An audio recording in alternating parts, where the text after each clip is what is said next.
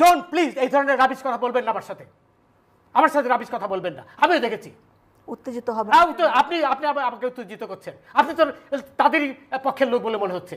আমি কারো অবশ্যই আপনি তাদের পক্ষে কথা বল। আমি তো দেখেছি।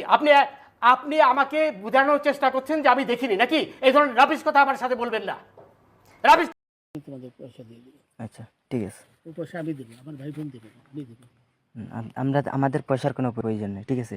আপনি যদি সেফটি মানে ফালতু লোক 2 টাকা এগো না, ফালতু লোক। আমি এই দেশে এত কষ্ট করে এসেছি কি বাংলাদেশে ফেরত দেওয়ার জন্য? জি না জানে না। আচ্ছা ঠিক আছে। বিচারপতি শামসুদ্দিন চৌধুরী মানিক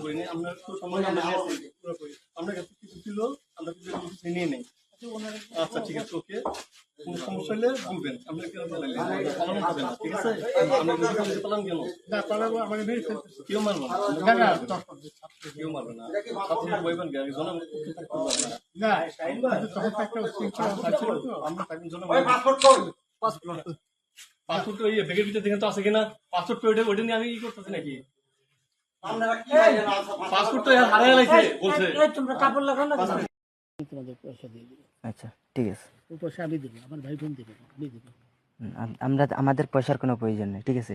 আপনি যদি সেফটি মানে ফালতু লোক 2 টাকা এগো না, ফালতু লোক। আমি এই দেশে এত কষ্ট করে এসেছি কি বাংলাদেশে ফেরত দেওয়ার জন্য? জি না জানে না। আচ্ছা ঠিক আছে।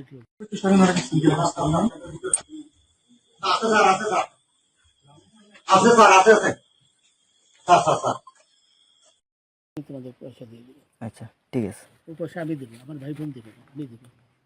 আমরা আমাদের পয়সার কোনো প্রয়োজন নেই, ঠিক আছে? আপনি যদি সেফটি মানে ফালতু লোক 2 টাকা এগো না, ফালতু লোক। আমি এই দেশে এত কষ্ট করে এসেছি কি বাংলাদেশে ফেরত দেওয়ার জন্য? জি না